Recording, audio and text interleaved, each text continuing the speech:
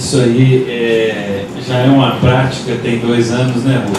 Mas eu acho que assim, quando a coisa, eu falo que a coisa estava melhorando, está esquentando, porque a gente falou aqui da questão da lei de incentivo, mas a questão não é só a lei de incentivo, é a estruturação, é o financiamento, de onde a gente está, para onde a gente vai. E o Israel lembrou uma questão aqui, que é um princípio básico de tática de guerra. A melhor forma de você conquistar é dividir o inimigo. E nesse aspecto, se a gente olha todas as áreas da economia, da administração pública, não precisa declarar guerra ao setor cultural. Ele já está dividido.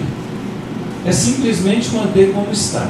É muito fácil vencer uma guerra contra o setor cultural. Mas aí vem uma luz no final do túnel, que o Rubem falou aqui, que é a questão específica dos planos. A gente volta no Sistema Nacional de Cultura, é a questão dos planos estaduais e municipais de cultura. Por quê?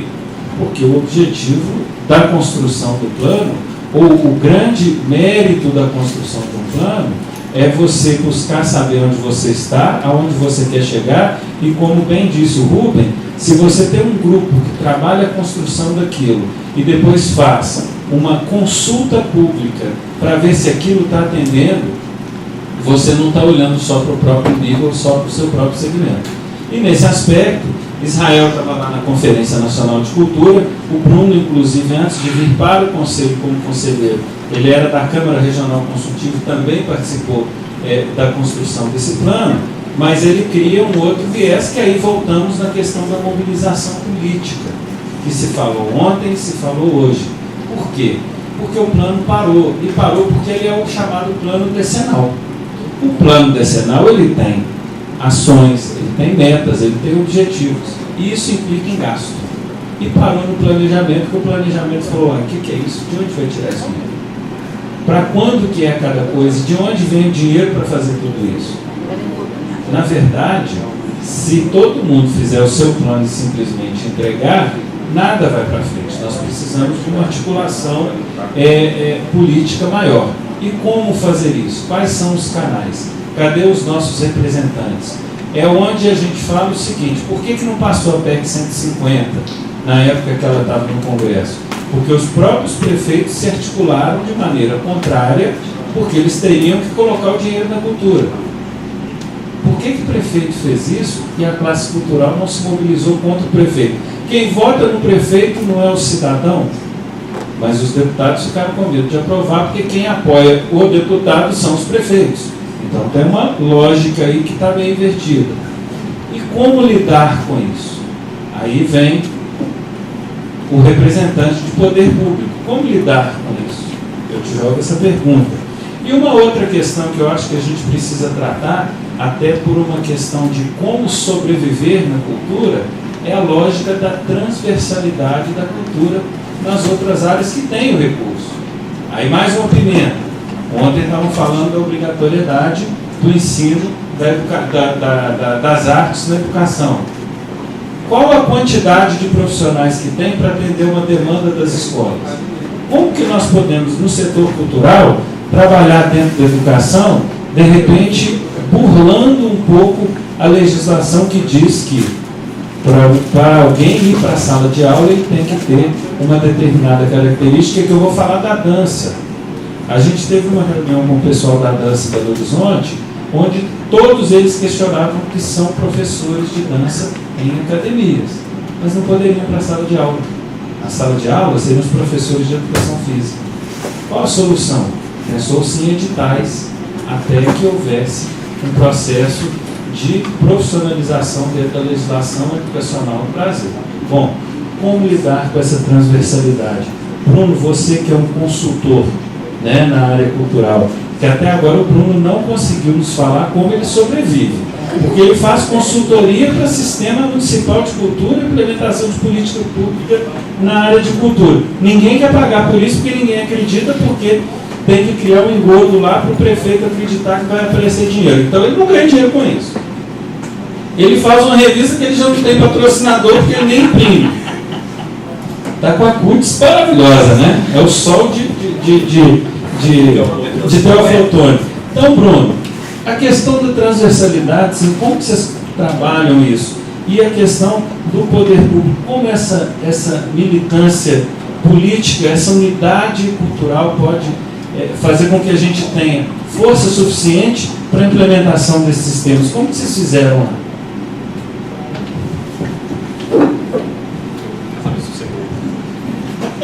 Ai, não tem segredo não, eu não vivo de cultura.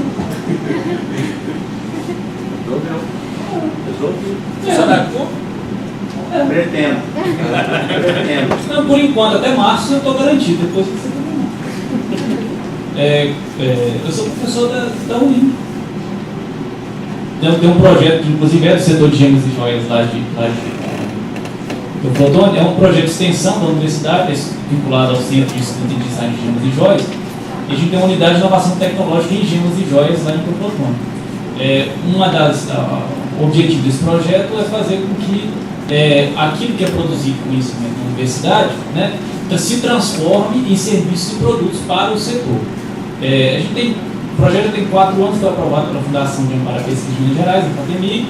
Depois, também com recursos da Secretaria de Educação, que é uma parceria, com a Secretaria de Ciência e Tecnologia e Ensino Superior, a qual o INE faz parte, junto com a Secretaria de Estado de Educação. E por enquanto nós estamos parados porque o convênio venceu em outubro, não teve renovação, e aí teve eleição, e aí tudo isso que a gente sabe. Então, até março, acho que hoje saiu a renovação do DOI. Mas eu ainda não olhei o DOI hoje para saber se eu estou ou não estou empregado. Então, pode ser que eu não esteja. A questão é essa. Eu não vivo de cultura. Eu quero viver de cultura, mas eu não vivo. Boa pergunta, amigo. Eu faço, estou lá, trabalhando com Prefeitura de Flotone com essa história do sistema, já há mais de 3 anos. Estou agora tentando com a Prefeitura de Pavão, a Prefeitura do lado. Já fui para Águas Formosas falar sobre isso. Já rodei umas 5 ou 6 cidades da região. Já mandei. Aí o pessoal, você chega, conversa, está de pé de proposta. Você manda a proposta. Você nunca mais recebe o retorno. No caso, nem executa, não, que é pior ainda. Então, assim, é difícil, né?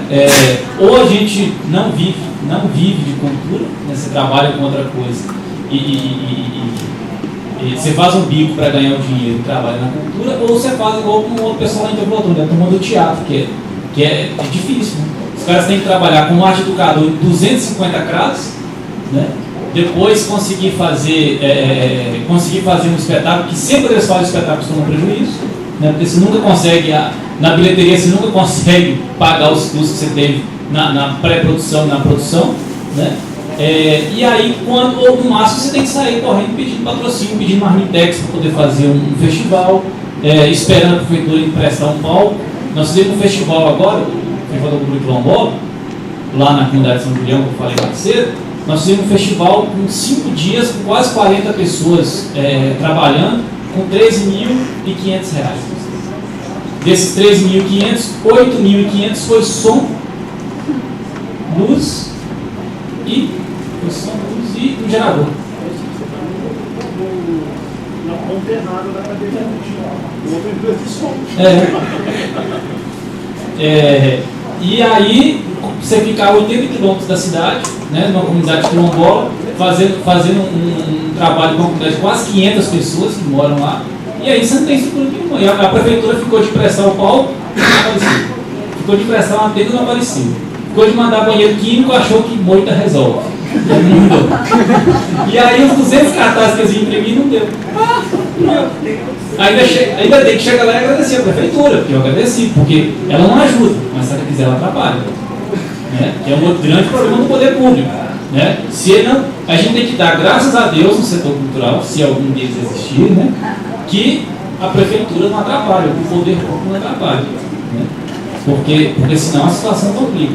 E a gente já teve casos lá de que, nem todo mundo tem um caso para contar, de que o poder público atrapalhou uma ação, atrapalhou um problema.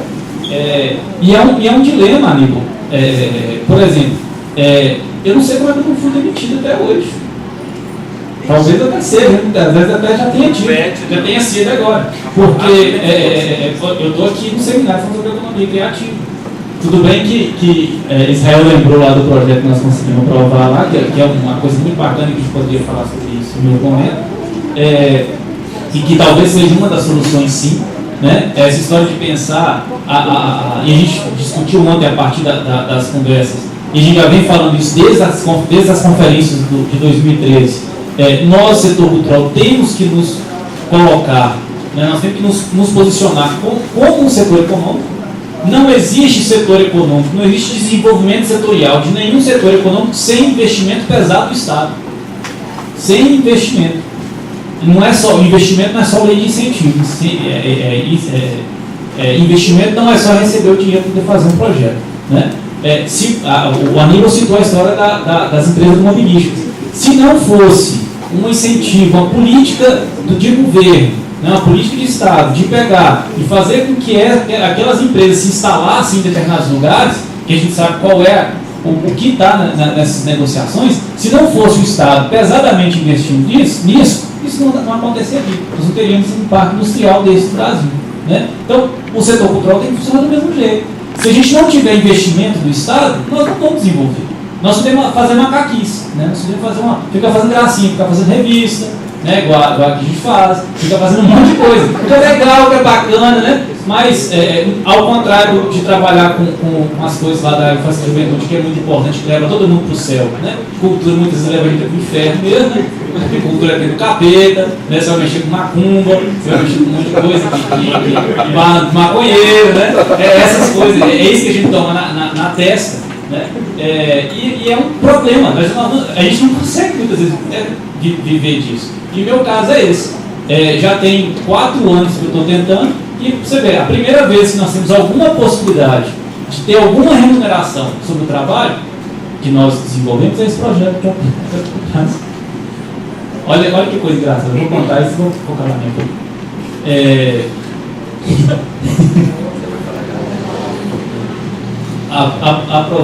Aprovamos o projeto na lei estadual. Oh, que legal! Nós do Grotão do Mucuri aprovamos um projeto na lei estadual e tal, não sei o que. Vamos tentar captar. Aí aparece o edital da Petrobras, que foi um rendezvous, porque só podia pessoa jurídica, só podia PJ. Aí o povo gritou, aí nós falamos, vamos fazer, né? Nós aqui fizemos. Aprovou, né? Nós pedimos projeto aprovado de 565 mil, mandamos uma proposta para a Petrobras de 300, ela falou, dou 100. Ótimo, nós temos 100. Aí estourou o teto da lei estadual ano passado. Nós vamos ter 100 ano passado. Aí passou para esse ano, né? O que acontece? Recebo um e-mail da Secretaria de Estado de Fazenda há uma semana atrás, exatamente uma semana atrás, dizendo que a certidão negativa, que a certidão de débitos estaduais da Petrobras está positiva. Dizendo que desgraça a pouco é bobagem. É bobagem. E aí é o seguinte, aí eu mandei e-mail para a Petrobras e falei assim, pelo amor de Deus, primeiro você chorou copiosamente, que você me falou. Claro. E aí mandei, 3 dias depois do e-mail, estamos tentando resolver. Agora estamos rezando, né, para ver. Estou rezando para Cremeu de Saquiju, que é a entidade, o Deus, o chefe dos chefes lá dos Borum, né, para ver se. Os Borum faziam uma oração muito interessante que um viajante do século XIX descreveu. Ele falou que ele estava numa canoa no rio, e aí no rio Mucuri lá, e aí começou uma tempestade, uma chuva torrencial com trovões e tal, e os indígenas, ao invés de se esconder, né, dos raios, dos trovões, eles começaram a pegar tudo que tinha na mão e jogar para o céu e gritar. E só parar de jogar as coisas no céu na hora que os trovões pararam. Então, nós vamos tentar rezar assim, né, para ver se dá certo. Ver se a coisa do povo acalma. O microfone eu vou jogar para cima, né? Mas a história é essa. Eu não vivo de cultura, e não só eu, mas um monte de gente, e viver de cultura para quem vive é o Deus nos acuda. Bom, a pergunta que o Aníbal fez, né? Como resolver isso dentro do âmbito do poder público? Eu acho que existe uma questão de fundo aí mais complicada, Aníbal, que diz respeito à pouca qualificação que a gente tem encontrado hoje no poder público de uma maneira geral. tanto seja servidor de carreira, seja nomeados, enfim, né? Existe uma crise, né, sistêmica sobre o que é poder público no Brasil que faz essa repercussão em termos da cultura. Então, é muito recorrente. Quando eu cheguei na Secretaria de Cultura, eu encontrei um quadro de servidores absolutamente envelhecidos, desmotivados e sem perspectiva. Porque boa parte desses servidores eram aqueles que já não serviam para outras secretarias e acharam que trabalhar no museu, na biblioteca, era uma boa opção para poder terminar os anos, né, que faltavam para poder conseguir a aposentadoria e etc. Né? Então, existe E aí outras pessoas também, né? Outras pessoas também que às vezes vêm nomeados, poderiam ser aquela, né, alternativa, né? Muitas vezes vem daquele jeito, olha, cacifado por um vereador aqui, um deputado a colar e etc. E a pessoa vem e já está para não trabalhar. Então, eu recebi um elogio um dia, que eu fiquei preocupado com o elogio. Eu recebi um cara de um circo, né, que foi a Rondonópolis, e ele queria lá fazer algum esquema para poder montar, né, o circo dele na cidade. Eu nunca tinha tempo de sentar com ele. O dia que eu sentei com ele, uns 10 dias atrás de mim, ele queria basicamente fazer uma proposta para que eu intercedesse junto ao secretário de Receita, para o secretário de Receita não cobrar dele a taxa de aluguel de um terreno que tem na prefeitura. E aí, quando ele sentou comigo, ele falou assim: se eu vi o secretário de Cultura que não dá para conversar. Eu falei: por quê? Porque você trabalha. Eu falei: então, isso me preocupa muito. Assim, eu acho que o poder público nosso, ele está muito cercado de pessoas que são tão interessadas no seu próprio interesse. E aquelas que conseguem entrar também vão lá para defender os seus próprios interesses. Eu gostei muito do que você disse sobre essa perspectiva da União. Eu tenho visto assim, coisas que me atraem, e as primeiras, né, impressões que eu tenho tido sobre esses consórcios de cultura, para se trabalhar em rede, né, eu vejo uma grande alternativa para o poder público. Porque há uma coisa também que a gente há que admitir: a gestão pública, ela sofre de uma invisibilidade dentro da gestão, a gestão cultural, melhor dizendo, ela sofre de uma invisibilidade dentro da gestão pública. Você tem muita dificuldade para poder, para toda uma reunião ampliada de secretários, né, você fazer valer as suas ideias. Em geral, das reuniões ampliadas, você gasta 1/3 da reunião tratando da educação, um outro terço da reunião tratando da saúde, um outro terço tratando das questões, né, políticas de uma maneira geral, e os outros assuntos não aparecem. Então, não é só a cultura que sofre com isso. Então, eu penso que também essa falta de qualificação, né, que há na gestão pública atualmente faz com que, por exemplo, uma pessoa às vezes qualificada, ela entra, logo ela encontra uma alternativa e sai. Eu já tive problema da minha equipe de pessoas que eu trouxe e foram aprovados em concursos públicos melhores, às vezes em outra cidade, e a pessoa fala: olha, eu estou indo, vai fazer o quê? A pessoa vai trocar um concurso, né, de nomeação federal e etc., para nomeação no município que é incerta. Não tem condição. Então, essa falta de qualificação do poder público dificulta também você fazer essas articulações, né? Então, você vai fazer algum tipo de conversa no sentido de articular com outra secretaria ou articular com outra cidade. Então você tem que ter uma paciência muito grande no sentido de explicar novamente o que é, porque, né, as pessoas não estão inteiradas do que acontece, né? Você tem uma outra coisa assim, eu participei agora, acabamos de concluir um curso de gestão pública oferecido pela UNB para o Centro-Oeste, né, foi feito no Jornal para o Norte, não sei em que condições está aqui no Sudeste. Esse da UNB, eles tiveram que transformar o curso em nível de especialização, eles queriam especialização, tiveram que transformar em gestão pública em extensão, porque 80% das inscrições que eles receberam eram de pessoas que não tinham graduação. Então, se em Brasília você encontra, em Goiânia você encontra, né, em Cuiabá você encontra pessoas com essa capacidade, né, de ter uma graduação, no restante você não tem, né? Então, existe uma baixa formação intelectual de pessoas que estão ali fazendo, né, todo o seu empenho e tudo, então, né, e aqueles que poderiam estar ali contribuindo, buscaram outros caminhos. Então, eu acho que enfrentar esse problema de fundo, né, não é só um problema nosso, mas a gente tem que enfrentar, E uma outra questão, eu acho que a gente precisa trabalhar mais em rede. A minha alternativa em Rondonópolis está sendo trabalhar muito em parceria com a Secretaria de Educação e com a Secretaria de Ação Social. A Secretaria de Ação Social de Rondonópolis ela tem um trabalho com oficinas e eles têm um problema hoje, que é o seguinte: eles recebem o dinheiro do governo federal, mas não tem pessoas qualificadas para trabalhar.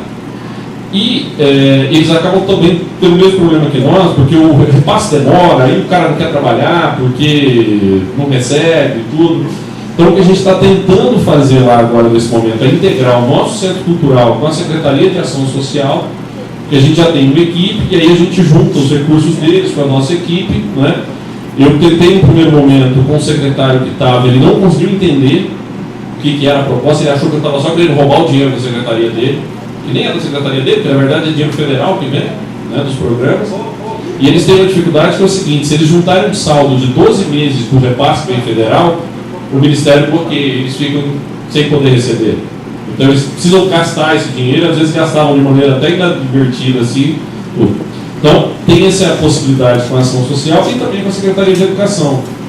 Tem uma proposta que está rolando aí com essa coisa da PEC 421, não sei até que ponto que vai, que seria daqueles 25% que é para a educação, poder usar parte dele para dentro da cultura. Então, aquele 1%, ou 1,5%, ou 2%, contar dentro da obrigatoriedade da educação. E eu acho que ações como mais cultura nas escolas, ou mais cultura nas universidades, pode ser uma boa alternativa também para enfrentar essa dificuldade legal. Né? Porque se você faz um projeto, né, bem estruturado, bem desenvolvido, numa escola de formação de teatro, de dança, de música, né, via mais cultura, você pode contratar a pessoa independente do diploma dela. Então eu acho que tem que se ampliar também essa ideia, porque eu acho que você não vai garantir a arte na escola por meio de grade curricular. Eu acho que é muito limitado você pensar nisso. Eu acho que ações de contraturno também contemplam essa necessidade de uma arte-educação. É só que a gente está chegando, quando depois você falar, não sei se tem outra pergunta no assunto,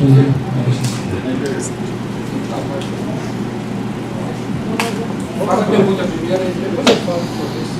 Tem que é isso? Você quer falar aqui? Fica o programa, vai gravando, não tá?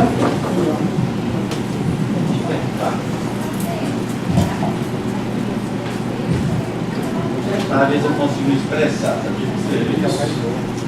Eu não sou artista por falta de dom artístico. Minha veia produtiva artística e cultural é ser. Sou contribuinte e consumidor cultural, pois acho mais barato que pagar escola. Não sou emoção, sou razão.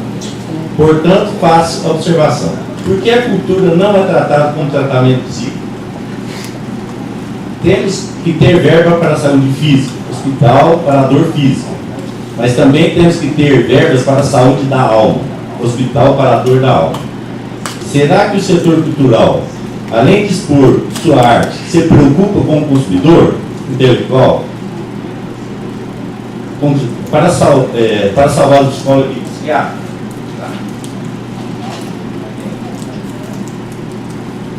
A razão preocupa com o consumidor. A emoção cultural se preocupa com o patrocinador. Eu estou fora do seu consumidor cultural. Você não pensa nisso. Só pensa até agora, só vim falar aqui patrocínio para o consumidor. Né? Observação, ele falou assim que vocês são viscerais. Então não é mais coração, não, são visceral. Abaixou o nível. Eu acho que cultura dá dignidade para as pessoas. Você vem batendo das violas, etc., cativos, dignidade para a comunidade. E outra coisa, dependente químico é doente da alma? Ótimas perguntas, e eu adorei especialmente o fato de que a gente considera muito menos, e você tem toda a razão, o destinatário das políticas públicas. Né? Isso é uma crítica que eu costumo fazer também, que às vezes incomoda, tem muitos amigos artistas. E eles não gostam muito dessa conversa não, mas eu inclusive levei isso para um documento que serviu de base para o capítulo de cultura do programa de governo do governador Fernando Pimentel. Junto com o César Pico, que é da Faculdade de Futuro que aqui na Faculdade, nós escrevemos um desses documentos que que nortearam o capítulo de cultura. E lá o pressuposto inicial é destinatário das políticas públicas de cultura não é o artista, ou não deveria ser o artista, nem o produtor, nem qualquer outro profissional da cultura, mas o cidadão. Na mesma medida em que o destinatário das políticas públicas de saúde não pode ser médico. Na mesma medida em que o destinatário das políticas públicas de educação não pode ser professor. O artista é meio. O artista é meio. Então, a gente passa esse tempo todo discutindo isso tudo que diz respeito a quem? A nós que estamos tentando achar a cumbuca onde está o dinheiro e tirar um pedacinho lá, um naco desse tão pouco dinheirinho para a gente. Né? É mais um erro de cálculo. Né? Quando a gente passar a olhar para o cidadão como destinatário, a gente vai ganhar uma aliança que hoje a gente não tem. A cultura não tem quem a defenda. Por quê? Porque ela não sai do próprio umbigo. Né? A questão tem um tema que hoje que tem a ver com essas duas falas, com um comentário que eu ia fazer, que é um tema que está um pouco na moda, assim, que eu reconheço que eu também tenho usado bastante, que é a questão da transversalidade. Né? A importância que você chamou de atuação de rede dentro do próprio Estado. A cultura sempre foi transversal, né? Porque ela inclusive do ponto de vista de status político, né? A Secretaria de quê? Cultura, esportes, lazer, juventude, Jesus Cristo, Deus, o diabo na terra do sol. Então a cultura já é transversal, ela só não é considerada, né? Se ela soubesse fazer, se estivesse no jogo mesmo, no embate, na disputa não só dos recursos, mas do status, capacidade de se posicionar e defender o seu lugar, talvez ela fosse tivesse um reconhecimento maior do que esse que tem. Eu vou continuar defendendo a ideia sim de que a cultura seja cada vez mais contaminada e que tente contaminar cada vez mais outras instâncias de governo. Porque é disso que se trata. A cultura não pode ser encapsulada na sua área de atuação entre os seus, né? Porque a cultura é a vida. Né? A cultura está aqui, está em todos os lugares. Por que a gente tem que delimitar e tentar encaixar no quadrado? Por que a gente se coloca nesse posto? Por que o artista tem que se posicionar, pelo menos um perfil de artista como um ser superior em relação a todos os demais? É assim que a gente gostaria que os médicos fizessem, que os dentistas fizessem, que os engenheiros fizessem. Não está na hora da gente andar mais para fora do nosso meio, também baixar um pouco a bola e conversar de igual para igual com todo mundo, para compartilhar as nossas dores. Os hospitais da alma, da cultura, são esses que a gente tem, os nossos teatros, os nossos cinemas, os centros culturais. Mas os hospitais da alma não podem ser também reduzidos a espaços com paredes e portas.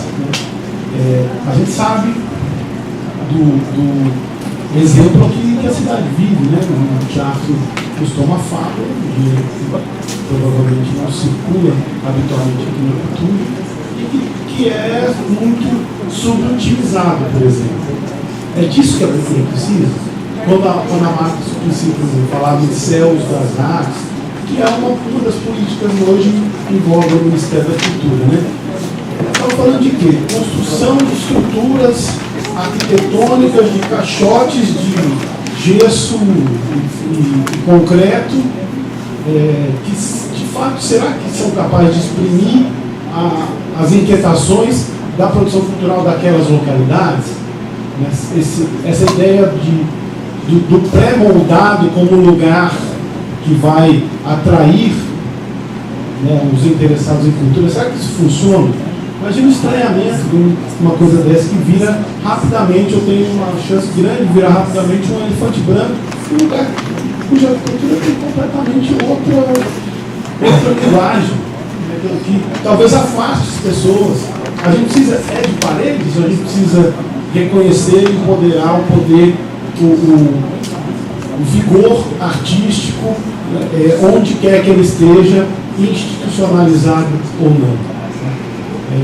Acho que a gente tem muito para avançar de muitos lados, mas começa com isso, né? Quando eu defendo a transdisciplinaridade e essa circulação maior da cultura, que a cultura saia do seu quadrado, eu estou tentando defender a ideia de que a gente converse mais com outras pessoas de outros setores, porque a gente tem muito a aprender também com outros setores por fazer cultural.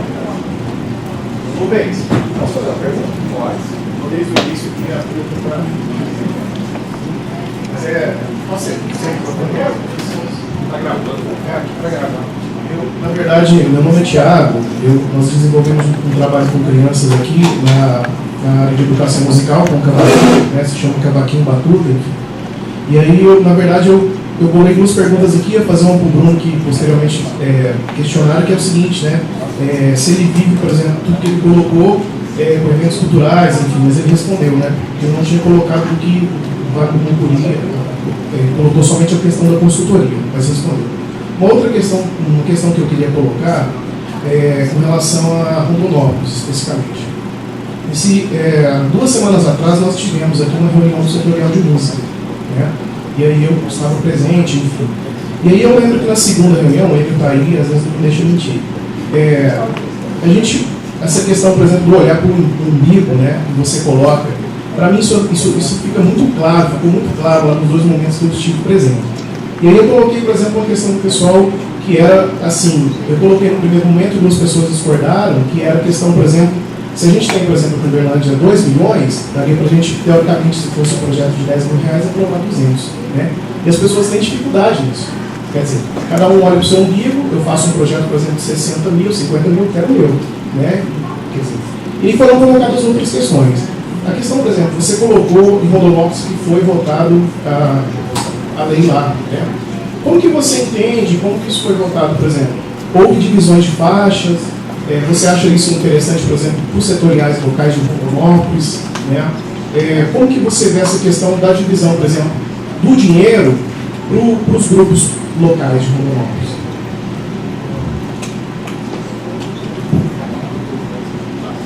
Eu gosto muito da perspectiva que o Rubem apresentou aqui, de que acho que esses financiamentos para a cultura, especificamente quando vai dinheiro, e sobretudo quando o pirão é pouco, né, que sejam privilegiados projetos mais coletivos e cidadãos. Né? Então, você buscar, igual lá no caso da música, ainda é a grande demanda lá, o dinheiro para poder gravar um CD. Né? Eu vou discutir com o Conselho de Cultura agora, a gente tem reunião segunda-feira agora, para começar a discutir como é que vai ser a divisão desse dinheiro.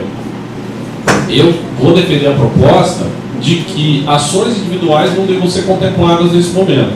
Porque nós estamos num momento de desarticulação cultural, né? As pessoas tiveram todo esse empenho, conseguimos aprovar a questão da secretaria, do sistema e tudo, mas já se percebe que aquele desânimo, aquele cansaço na espera do dinheiro que nunca vem, já está batendo. A música sente menos, mas o pessoal, por exemplo, do teatro, né, fiquei sabendo que chamou para reunião setorial anteontem, foram 2 pessoas para a reunião setorial. Então, esse desestímulo ele já está presente. Então, minha proposta vai ser de que, nos editais, as coisas que a gente for lançar, que a gente induza, no sentido de, primeiro, apoiar as linguagens que estão com mais problema, e segundo, projetos mais coletivos e nessa articulação com cidadania. Porque, bem ou mal, o músico de Rondonópolis, ele consegue ganhar o seu cachê de 300, 400 reais numa noite, tocando no bar e etc. Mas o ator não consegue nada. Porque Rondonópolis não tem uma produção de audiovisual, Rondonópolis não tem nem coloquei no setor de publicidade, nem isso tem. Então, eu acho que o caminho vai por aí, no sentido de que aí eu acho que é o papel da gestão, com apoio do Conselho, de estabelecer prioridades, de fazer a escolha de Sofia, como foi falado agora. Então, não seria lindo, dividir, então nós temos 9 setoriais atuantes na cidade, vamos pegar aqui 400 mil, 20